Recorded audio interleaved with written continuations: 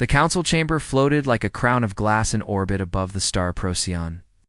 Inside, alien delegates from 100 worlds filled the vast amphitheater. Their eyes compound, glowing, multifaceted, were all fixed on one lonely figure. In the center, a human commander, Elias Kane, stood tall in his dark navy uniform, his jaw tight, his eyes calm but burning. Round him, laughter echoed. Some of the voices were high and shrill, like metal scraping glass. Others were low, guttural, rumbles that shook the air. The Galactic Council, rulers of 1,000 star systems, had been laughing at him for nearly an hour. On the massive holographic dome above Earth was displayed. Blue oceans swirled, clouds tore across continents, storms raged over the seas. The alien delegates pointed with clawed fingers, mandibles clacking, frilled necks trembling with amusement. "Your world is chaos," sneered Chancellor Viok of the Core Dominion, his 4 eyes narrowing. "Your people are fragile. You have no place among the stars." Another alien, a scaled diplomat with bronze skin, hissed, "A death world, nothing more. A cursed rock where even the plants kill. And you expect us to take your kind seriously?" Laughter, mockery, the sound of claws drumming on crystal consoles. Elias did not move. He gripped the podium with one hand, the other hidden behind his back. The muscles in his jaw flexed as he looked up at Earth. His voice, when he spoke, was quiet, but it cut through the chamber like a blade. "As long as one human breathes," he said, "we will not kneel." The chamber hushed for a moment. Then the laughter returned, louder, crueler, on the outer rim of the galaxy. Something stirred, rising suspense far beyond the Council's orbiting citadel. In the dead black between suns, a signal pulsed. It was not loud, not bright. Just a rhythm, 3 long bursts, 3 short, 3 long. It moved like a heartbeat through the void, in a forgotten system. Where planets lay in ruins and stars burned dim, something ancient opened its eyes. A vast structure buried beneath layers of rock and ice trembled. Dust and frozen debris rained. Down as engines, long dormant, flared back to life. The Archship Aegis awoke. Its hull was black steel, scarred by centuries, but alive with lines of pulsing blue light. Its size dwarfed the ships of the Council of Behemoth, born in war, built when humanity had clawed its way out of extinction on their lethal homeworld. On Earth, scientists monitoring the signal gasped as the readings spiked. "It answered," whispered Dr. Alara Miles, her eyes wide as numbers scrolled across the screens. It's moving." Back in the council chamber, a scout drone transmitted images. They appeared in the hologram for all to see, a colossal warship, slowly rising out of a shattered moon. Weapons arrays unfolded like wings. The ship's silhouette alone looked like a predator, stretching after a long sleep. The laughter faltered. One of the insectoid diplomats clicked nervously. "This is impossible. Humans never build anything like this." "They couldn't have." Elias finally raised his other hand, revealing a small, ancient device and emitter, glowing with the same eerie blue as the warship. "You called us prey," he said softly. "You mocked our world, but you forgot. We survived it." The aliens leaned forward, some whispering to their aides in panic. The Council's archivists rushed to dig through old records, pulling up half-raced files about the War of the Ash Moons, forgotten conflict fought thousands of years ago. The files showed glimpses, a galactic battlefield littered with burning planets, human ships, black and terrible, cutting through armadas of species long extinct. A phrase repeated in alien script scrolled across the records. "The Deathworld Fleet, Ambassador Zurich, of the Ilari." Her crystalline wings shimmering nervously turned to Elias. "You cannot mean those ships still exist?" Elias's lips curved into something that was not quite a smile. Should not have laughed. At that very moment, every light in the council chamber flickered. The holographic dome above them shuddered. Across the galaxy, sensors screamed.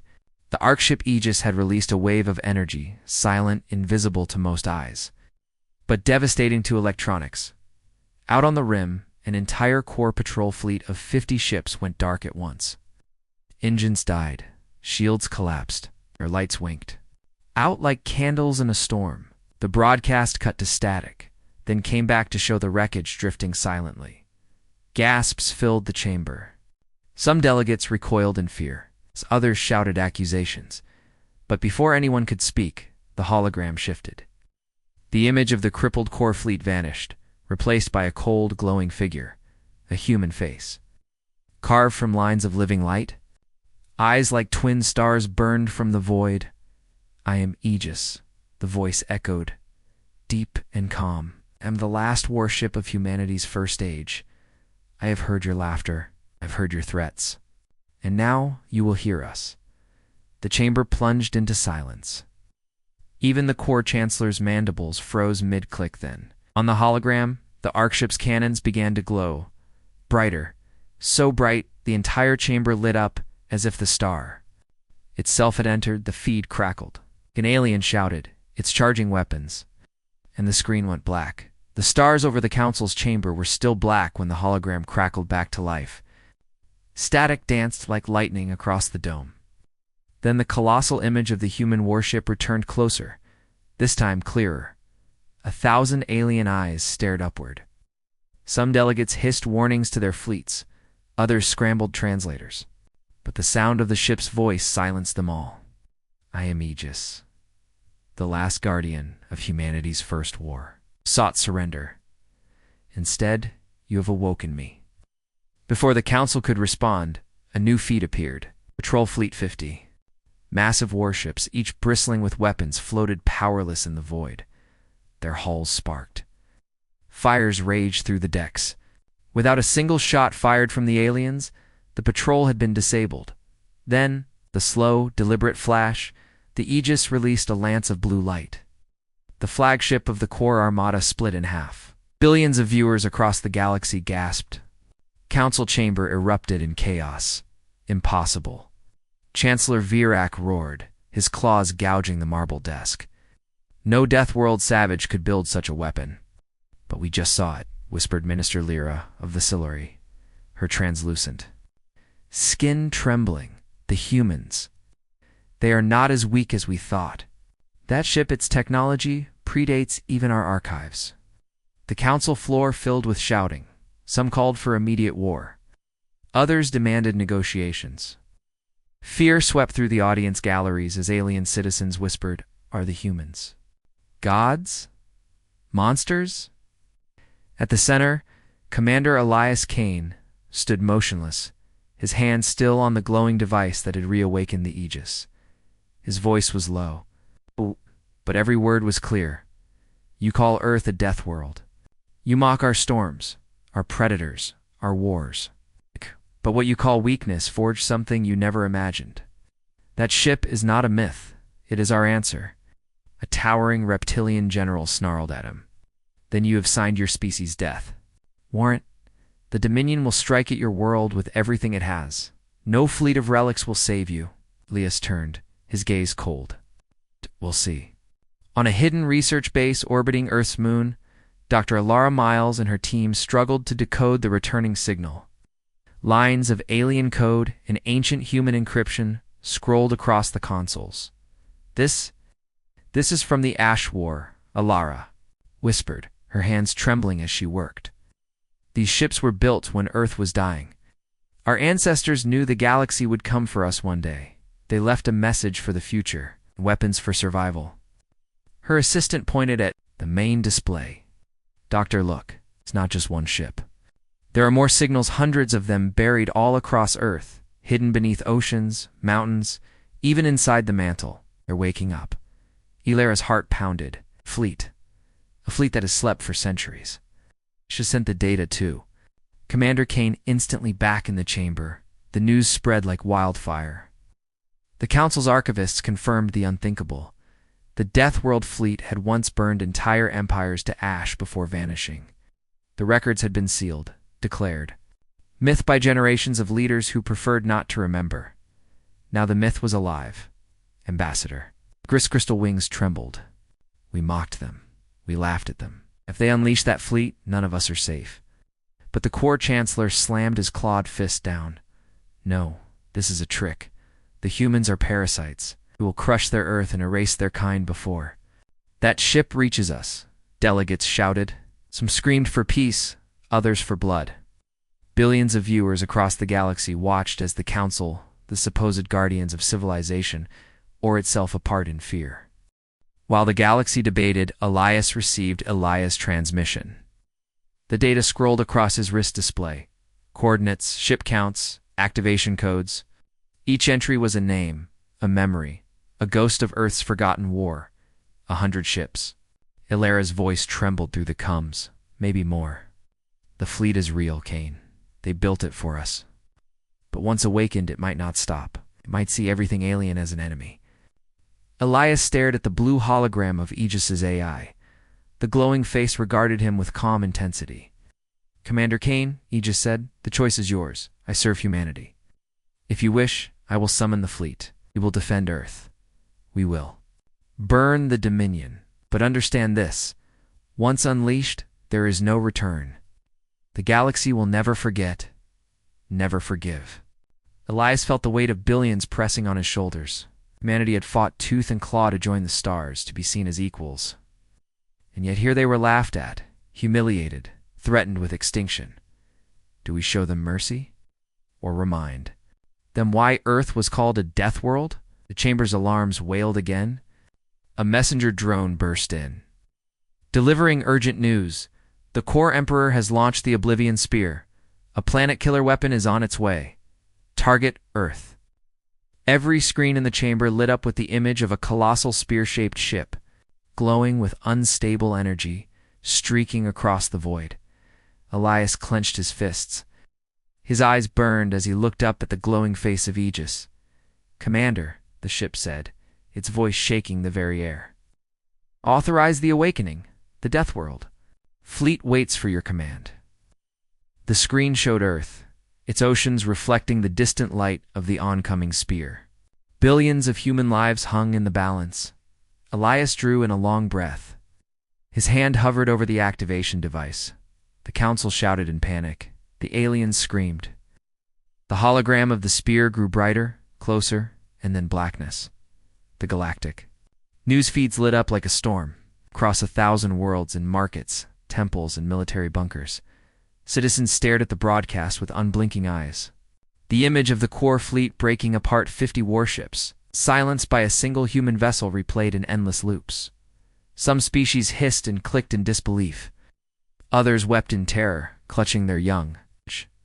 Children in crystalline cities pointed to the glowing blue warship on the screen and whispered, "Is that a god?" In the council chamber itself, chaos ruled. Ambassadors shouted over one another, tentacles waving, wings thrumming, mandibles clashing. The wands majestic. Hall now shook with panic.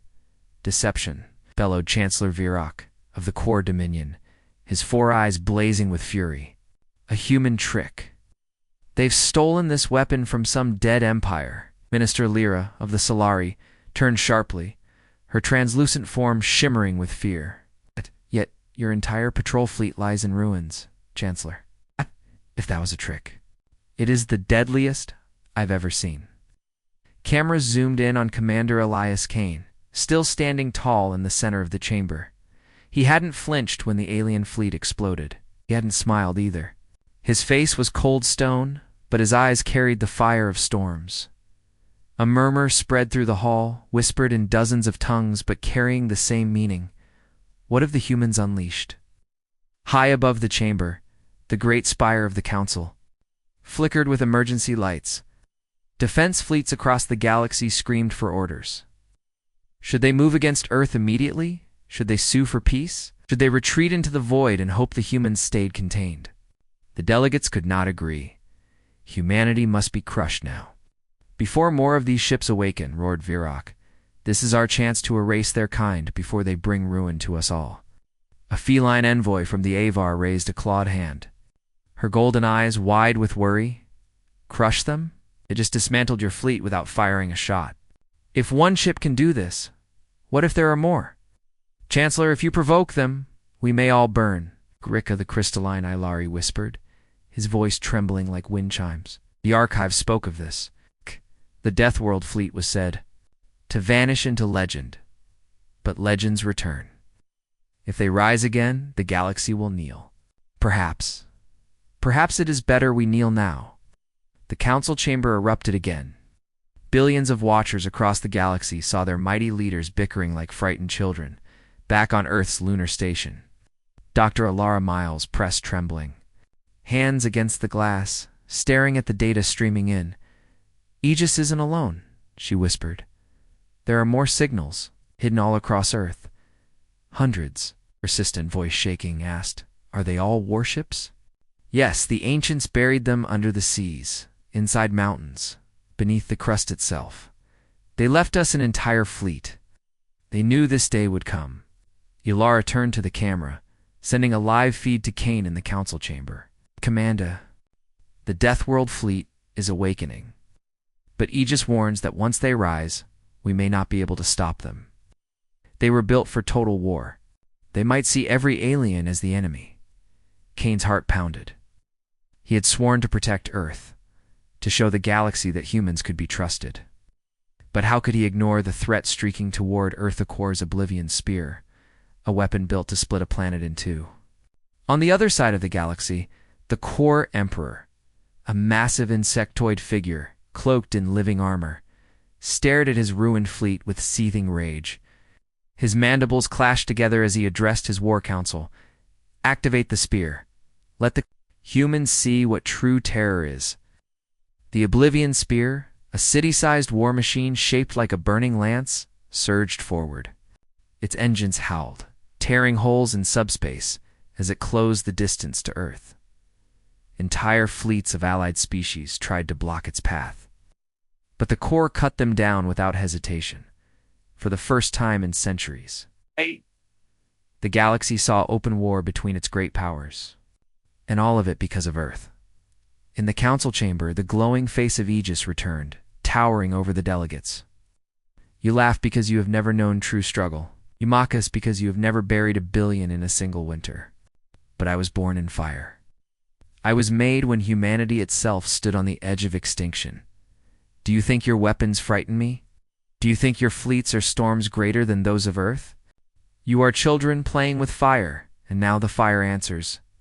The delegates sat frozen. None dared laugh, none dared speak. Elias clenched the ancient device in his hand. His mind swirled. Was he about to doom the galaxy or save it? Suddenly, every screen in the chamber shifted. A view zoomed in on Earth's orbit, where the Oblivion Spear tore through space, a colossal beam of red energy forming at its tip. Back on Earth, civilians stared at the sky. Glowing streaks split the heavens. "Brighter than the sun," children screamed. Sirens wailed. On the moon, Dr. Alara shouted into her, "Comes, Commander. The spear is charging. We have minutes, maybe less." Elias lifted the activation device, his finger hovering over the trigger. The Aegis's glowing face watched him with unblinking eyes. "Speak the word," the ship intoned. "Unleash me, or watch your world burn." The screen flickered again, just as the first pulse of the Oblivion Spear erupted toward Earth. Darkness, the void itself, seemed to tremble. The Oblivion Spear, core superweapon the size of a small moon, tore across the stars. Its crimson energy core flared like a newborn sun, casting blood-red light across the Earth's orbit. On the council chamber's holographic dome, billions of alien eyes watched the same dreadful image, a weapon meant to slice a planet in two, now aimed directly at humanity's homeworld. Panic spread like fire in dry grass. Council guards raised energy shields inside the chamber as if they could block the terror pouring from the skies. Delegates clawed, shrieked, and shouted for war fleets to assemble. In the center of the chamber, Commander Elias Kane stood alone, his human frame dwarfed by towering alien bodies. He did not move. He did not flinch. His hand hovered over the ancient activation device, glowing with the same eerie blue light as the colossal ship awakening at the edge of the galaxy. Then, with a low rumble that vibrated through the hall's crystalline walls, the hologram filled with a face of light. The Aegis had spoken. "Children of the stars, you demanded humanity kneel. You demanded their surrender. But I remember when your empires were ash, and my cannons burned brighter than your suns." The aliens froze. For the first time in centuries, the Council of 1,000 Worlds had no words. Elias lifted his eyes to the glowing visage. "Aegis," he said, his voice even though his heart pounded. "Tell them what you told me." The warship's face shifted, lines of light forming symbols from languages long dead. When Earth was young, predators hunted them without rest. The storms tore oceans apart. Fire fell from the skies. Humanity endured. To survive, they forged me. The Deathworld Fleet, an answer to extinction. The Council gasped as the hologram filled with ancient battle records. Entire constellations blazed with fire. Alien fleets were shown being torn apart by storms of plasma, by weapons that burned through shields like paper. We fought the first. "Empire you built," Aegis thundered. "We did not fall, endured. And when the war ended, we buried ourselves waiting for the day when the stars would mock our children." The sky above Earth was burning. From orbit, the Oblivion Spear unleashed its first strike, a crimson beam that split the heavens in two. Every telescope, every civilian eye, every camera saw the same thing, a spear of fire rushing toward the world they called home. On the Council's broadcast screens, alien commentators gasped, their voices tight with disbelief. The shield satellites surrounding Earth flared bright blue as the beam slammed into them. The ground shook. Skyscrapers in New York rattled. The Sahara shimmered under a red glow. Oceans boiled at their edges. In the Council chamber, Chancellor, Vieric's mandibles snapped open in triumph. "Behold, this is the fate of Deathworld vermin. No ship, no fleet can stop the spear." But then, something impossible happened. The beam meant to pierce a planet's core hit Earth's shields, and slowed. The glow flared brighter, thicker, as if it had struck something else. For a heartbeat, the galaxy thought Earth would shatter, and then the oceans themselves rose. Billions of tons of water exploded into the sky. From the black depths of the Pacific, vast armored shapes emerged. First one, then 5, then dozens. Colossal human warships broke the surface, towering like mountains. Their hulls scarred but alive with glowing blue veins. The world gasped. This was no fleet of star cruisers cobbled together in orbital shipyards. These were relic city-sized, behemoths that had slumbered for centuries beneath the seas and deserts of Earth. Waiting, Dr. Alara Miles screamed as her monitors went white with energy spikes. "It's happening. Aegis is calling them all. They're waking. Up everywhere." From the Sahara Desert, a warship the size of a continent shook off centuries of sand, engines roaring with blue fire. From the Antarctic ice, another Titan tore free, shedding glaciers as though they were dust. The Deathworld Fleet was no myth. It was real. It was angry. On the Council floor, the spectacle left the delegates paralyzed. Ambassador Juric of the crystalline Ilari whispered, his voice trembling like breaking glass. They hid them. Under their own world, they lived with their weapons, buried in their soil, beneath their homes. "Who does this?" Massive Ursine envoy pounded the railing with a clawed paw. They slept on top of war machines. And laughed as Storms tried. "To kill them, these humans are not prey. They are predators." Waiting for the hunt, the Council chamber erupted into arguments. Some shouted to sue for peace immediately. Others screamed to unite their fleets against Earth before the fleet could fully awaken. The sound was chaosphere, desperation, denial.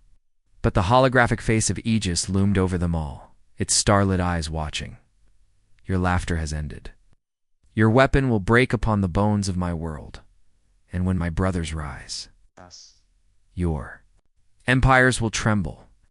On the lunar station, Alara gripped her console, eyes wide at the power readings.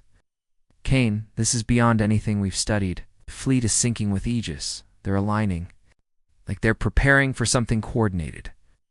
Elias's voice came through, steady, almost calm. "That's because they're not just ships. They're part of a network. A hive of steel, designed to act as one mind, a single will." "Yours," Alara whispered. "No," Aegis answered.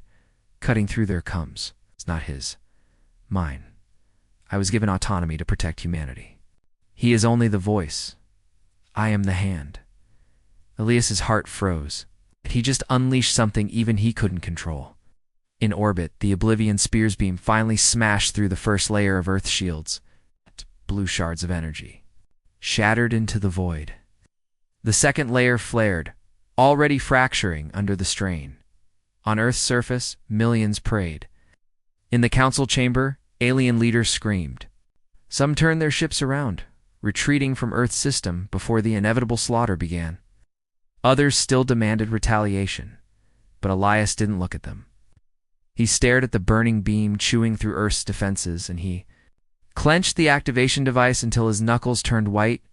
Aegis, he said, his voice low but steady. Show them who we are. The oceans boiled higher. Entire seas spiraled downward into yawning black voids as colossal hangar doors opened beneath the waves. From the heart of the Atlantic rose a behemoth, its hull bristling with cannons longer than city blocks. Another followed, another. The ground quaked as mountains split open. From deep within, massive ships clawed their way into the sky, their armor shedding molten stone, one by one. The Deathworld Fleet climbed toward orbit, their engines burning with blue fire, forming into formation like wolves gathering for the hunt. The galaxy watched in stunned silence. The myths were true. The Deathworld Fleet was not a story yet, was alive. The second layer of Earth's shields shattered. The Oblivion Spear's beam cut closer, burning through the last defenses. The red light was seconds away from tearing into Earth's crust, but then Aegis's voice thundered across every frequency in the galaxy. Brothers and sisters, awake. The time has come. The Arkship's cannons glowed white-hot. The newly risen ships aligned with terrifying precision, forming a vast wall. Of steel and fire around Earth, the crimson beams slammed into them. The galaxy watched in breathless silence. For a moment, it seemed the warships would shatter. The glow of the Oblivion Spear engulfed them completely, swallowing the Earth's defenders in a storm of light. And then, through the blaze, a single beam of blinding blue energy cut forward, slicing straight toward the heart of the Oblivion Spear. The council chamber went dark again. Billions of viewers leaned closer to their screens. The last thing they saw was the core superweapon trembling, its red light flickering. As the human warship's beam closed in, the void screamed with light. The Oblivion Spear's crimson beam tore across the skies of Earth, burning through the last layers of defense. Billions of humans huddled in shelters, praying, waiting. Cities glowed under the blood-red light. Oceans steamed. Mountains shook. And then through the inferno, something impossible happened. A shape black as night and vast as continents moved into the path of the beam. The Arkship Aegis, its surface alive with glowing blue lines, raised a wall of energy. The red light struck, but instead of piercing through, it bent and broke like waves against a cliff. The aliens watching gasped. The council chamber filled with stunned silence. The core chancellor's mandibles clattered, but no sound came out. On the holographic dome, the fire of the spear dimmed. For the first time in history, the Oblivion Spear's power was stopped, and then the oceans of Earth began to boil over. From the Pacific, the Atlantic, the Indian Ocean, massive black silhouettes surged skyward. Each one was bigger than any known. Starship. Their armored hulls shimmered with ancient runes, glowing in the same neon blue as the Aegis. From the Andes, a mountain split in half, revealing a hidden hangar. Dust and molten rock cascaded down as a titan of steel and fire clawed its way upward. From the frozen crust of Antarctica, another giant emerged, its engines shaking the ice shelves into avalanches across the continents. Across every ocean, the Deathworld Fleet awakened. Human children pressed against shelter windows, their eyes wide with wonder and fear. They saw their world itself giving birth to monsters of steel, monsters that roared like storms and burned like suns. The council. Chamber shook with the sound of 1,000 alien voices. They had a fleet under their soil. shrieked an insectoid. Envoy, her wings buzzing in panic. Those ships are older than our empires, cried a reptilian elder, his scales shivering. This is a violation of every treaty, thundered another, though his voice cracked with fear. Ambassador Girik of the Alari stood slowly, his crystal wings shimmering faintly. Treaties?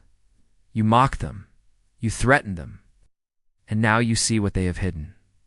Perhaps the humans are not prey. Perhaps they are the galaxy's reckoning. Virak, the Corps Chancellor, snarled, pounding his claws on the desk. Do not be fooled. That fleet is a relic.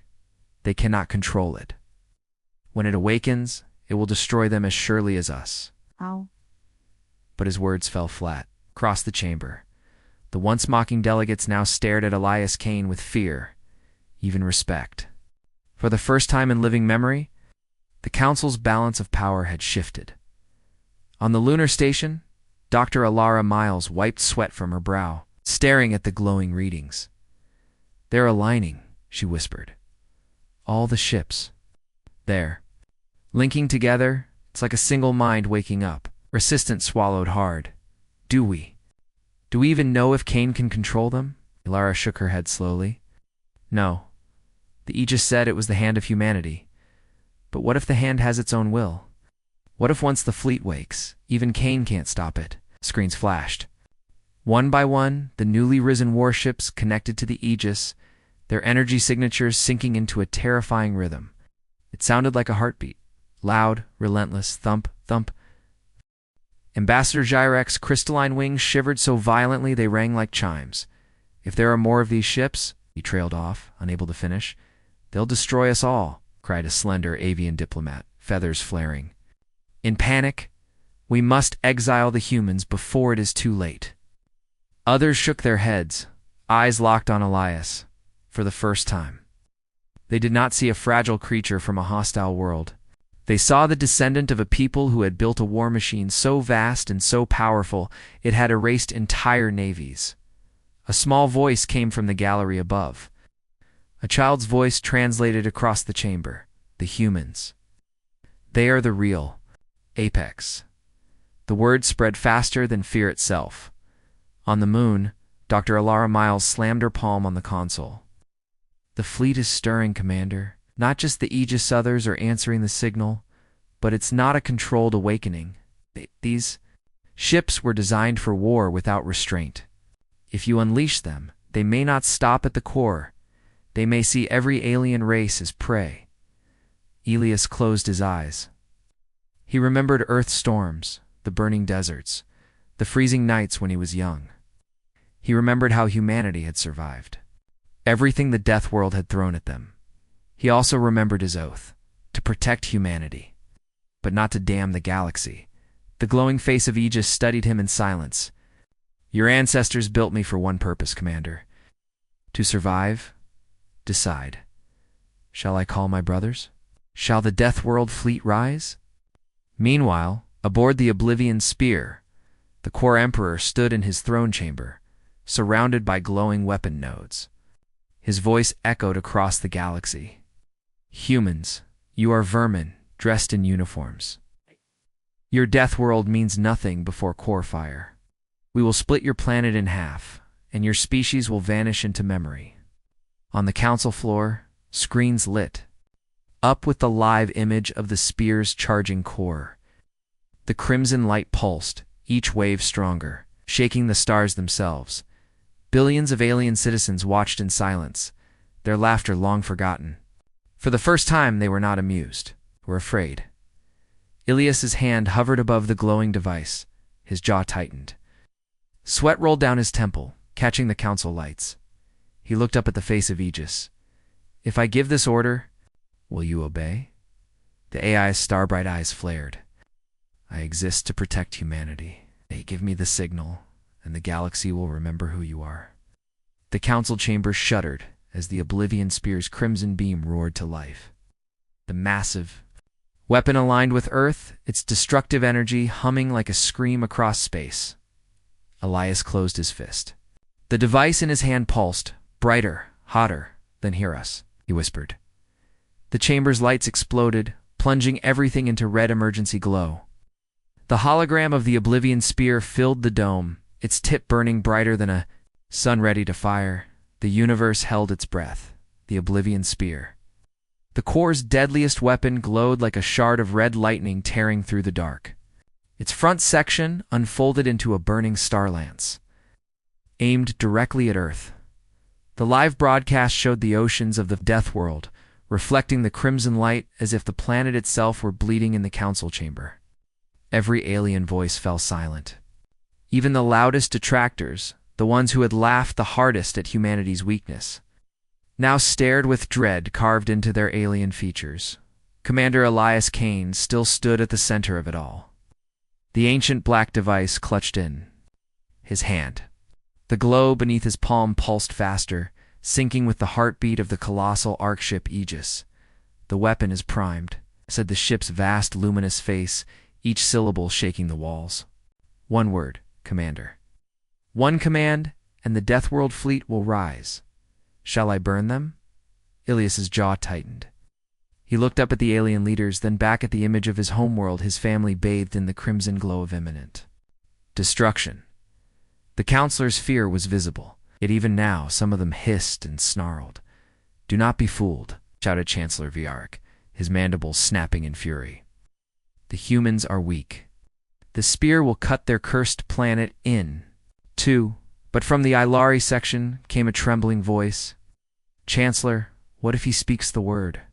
All eyes turned back to the lone human, waiting to see if he would condemn them all, far above the Earth.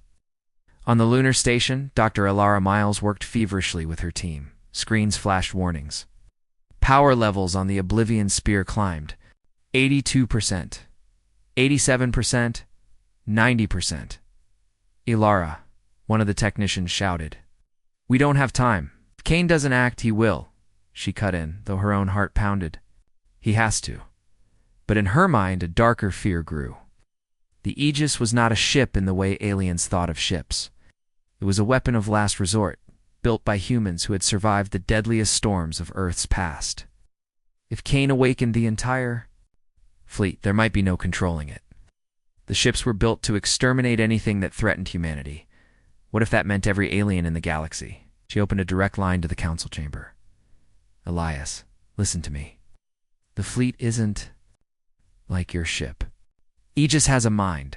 The others may not. Once they rise, they could target anyone. We don't know who they will see as friend or foe." Inside the chamber, the council had descended into raw panic. A cluster of aquatic ambassadors thrashed in their fluid tanks, sending up waves that splashed their aids. A chorus of insectoid voices clicked and screeched in fear. A reptilian general slammed his claws down, cracking his seat in fury. "Council," Virak bellowed. "This is the humans' deception. They cannot be trusted. You must destroy them before they unleash more of these monsters." But a feathered Avar envoy rose to her feet, eyes burning with defiance. "Perhaps we must ally with them. If one warship can silence your fleet, Chancellor, imagine what 100 could do for or against us. Better to stand with the Deathworlders than against them." The chamber split down the middle, half cried for war, half begged for peace. Billions across the galaxy sent messages, flooding the council with fear, demands, and prayers. The giant face of blue light grew sharper, its eyes glowing brighter with every second. "My brothers sleep beneath the mountains, the seas, the very crust of your precious Deathworld. For millennia, I waited for their call. Signal has awakened them. They rise even now." A new feed flickered on the dome. Oceans boiled as colossal silhouettes broke the waves. Warships so vast they made aircraft carriers look like toys. From the deserts of Africa, titanic machines lifted into the sky, their hulls shimmering with neon energy veins. The aliens in the chamber recoiled as they saw the truth. The Deathworld Fleet was real. It was waking up. Elias clenched the device tighter. His voice rang out across the chamber. "You mocked us. You laughed at storms that crushed continents. You called us fragile because we bleed, because we suffer, because we die. But don't you see? That is what made us strong. Every storm that tried to end us forged us harder. Every predator that hunted us sharpened our will. Every extinction, Event taught us how to endure. You raised the device higher, the glow bathing his face. You called for our surrender. Instead, you summoned our fury. For the first time, none of the delegates laughed. On the edge of the system, the Oblivion Spear roared. Crimson beam reached full charge, a sun condensed into a single searing line. The weapon locked onto Earth. Dr. Alara screamed into the, "Comes Elias. It's firing. Shields won't hold. If you're going to act, do it now." Kane's eyes flicked from the hologram of Earth to the glowing face of Aegis. The word "Commander," Aegis urged. "Say it. I will awaken them all." The red beam lanced forward, tearing through the darkness. A line of pure annihilation aimed straight at Earth. The oceans lit up like molten glass as the first waves of energy slammed into the planets. Shields. On the lunar station, alarms screamed. Shield integrity. 40%. 30%. Billions of humans on Earth looked up at the burning sky. Children clutched their parents. Soldiers braced at their posts. In the council chamber, the delegates watched in horror. The galaxy's most advanced weapon was about to erase the world. They had mocked Commander Elias Kane, closed his eyes. His lips trembled. Then, in a voice that carried across the stars, he spoke a single word. Awaken. The activation device flared like a newborn star. At that instant, the oceans of Earth exploded upward. Mountains split apart. Across the continents, titanic warships rose from their hidden tombs. Each one glowing with the same deadly blue fire. The Deathworld Fleet had begun to rise. The feed crackled. The council chamber went dark once more, and the last thing the galaxy saw was a wall of black warships stretching into the heavens before the screen cut to static. On the edge of the system, the Oblivion Spear shuddered. Its crimson beam met the blue shield wall of the Deathworld Fleet. For the first time, the great weapon faltered. Energy wavered. The galaxy watched as the red beam cracked, then broke. Apart like glass struck by a hammer, and then, the soundless roar that shook the void, the Aegis fired.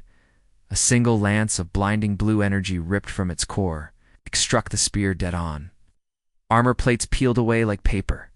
The crimson glow sputtered, stuttered, then collapsed inward, on the council's dome.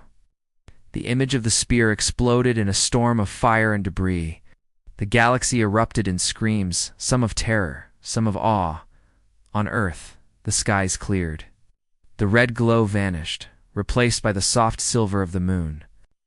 Billions of humans poured out of shelters, staring upward at the rising wall of black warships that now surrounded their planet for the first time. The people of Earth saw the Deathworld Fleet in distant star systems. Alien generals froze there. Fleets, the Solari, the Avar, the Velinol, had mocked humanity.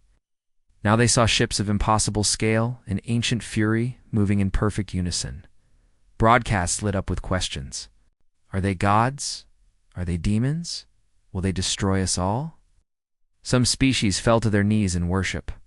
Others began evacuating worlds near the human frontier. Fear became the galaxy's new currency. Inside the council chamber, the core chancellor raged. This is war. Do you not see? If we bow now, the humans will enslave us all. But Minister Lyra of the Solari shook her translucent head. If we fight them, Chancellor, none of us will survive. Elias said nothing. He simply watched the Aegis, watched the Deathworld Fleet align in orbit, their glowing hulls lighting. Up the void, he felt both awe and dread. This was humanity's legacy. This was what his ancestors had left him. The council chamber shook again as new images filled the dome far beyond. Earth's orbit, in the shadow of Jupiter, more colossal ships tore themselves free from the ice moons. Ganymede cracked like glass. As a black warship clawed into the sky, Europa's seas boiled as another Titan rose. The Deathworld Fleet was larger than anyone had imagined.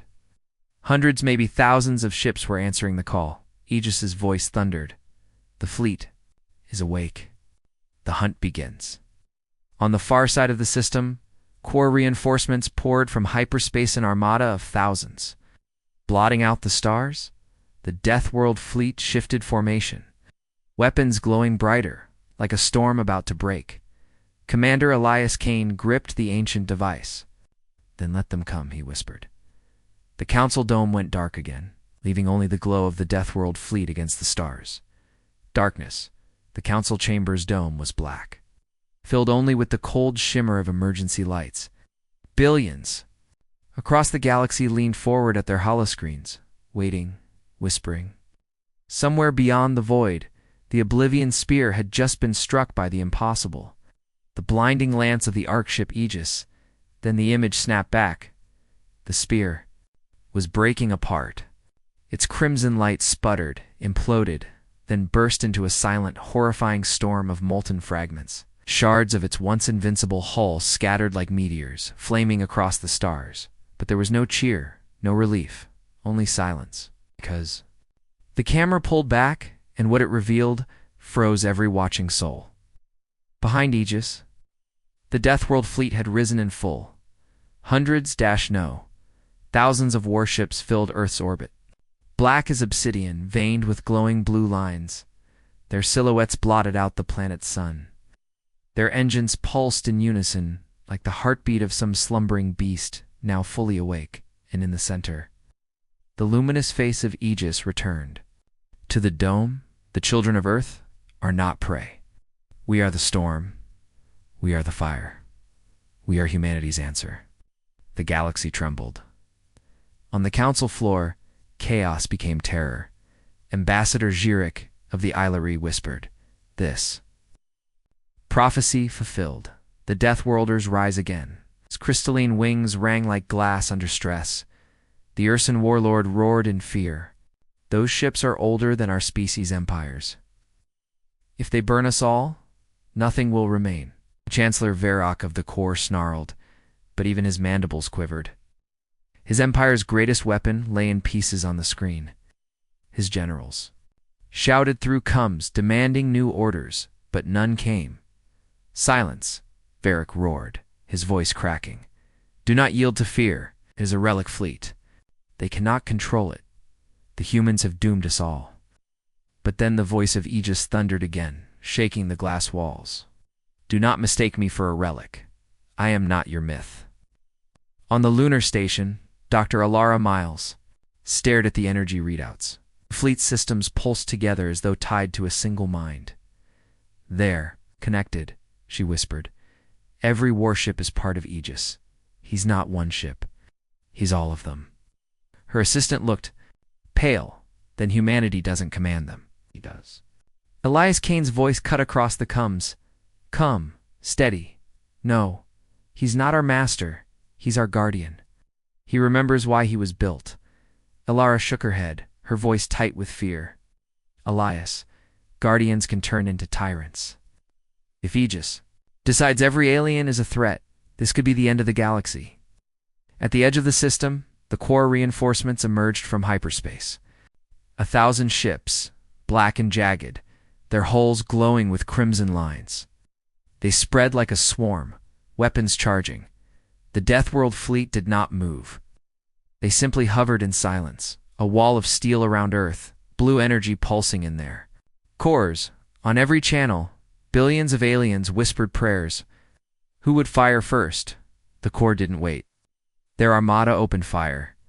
A storm of red plasma bolts streaked toward the Earth system, enough to annihilate any known fleet in the galaxy. And then, as one, the Deathworld Fleet moved. Their engines flared, turning the black sky into a sea of blue fire. They surged forward, thousands of titans accelerating in perfect unity. Shields bloomed like walls of light. Plasma bolts struck and vanished. The warships didn't even slow. Within seconds, the void became a battlefield of impossible scale. Blue lances of energy cut across the darkness, slicing through core warships as if they were paper. Entire squadrons vanished in a single breath.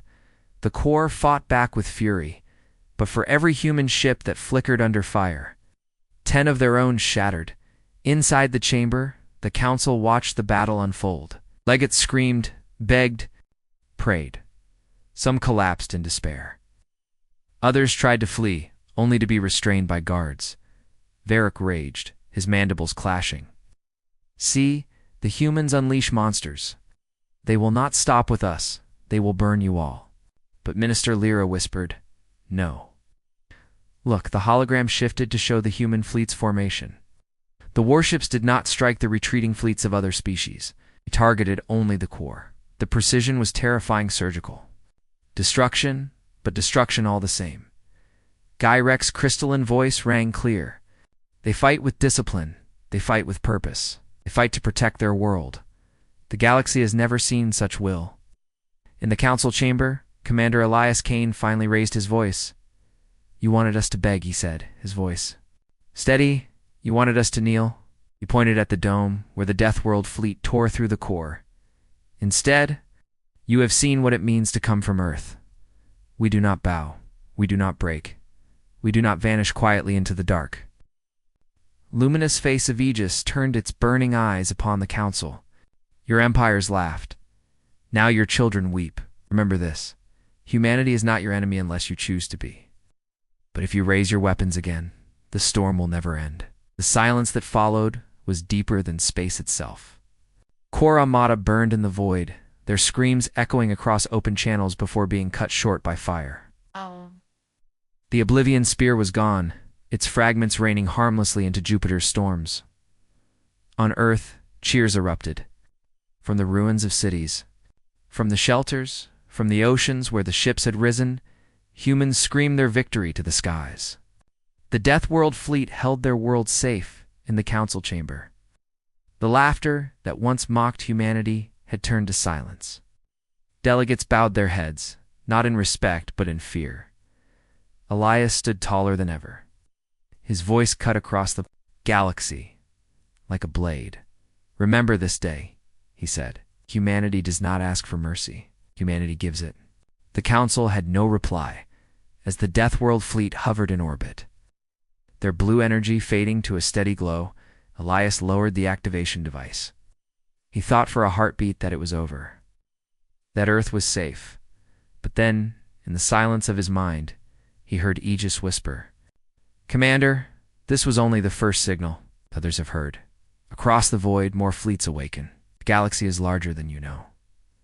Humanity was never alone in its war for survival. Ilias's heart froze. Others, the stars above Earth, shimmered. In the far distance, new rifts of blue light began to tear open across the night sky. Shapes moved within them, colossal, alien yet familiar. The Deathworld Fleet was not just Earth's legacy, it was a beacon, and the galaxy had only seen the beginning. The council chamber plunged into darkness once more. The dome filled with 1,000 new lights forming in the void. The entire galaxy held its breath.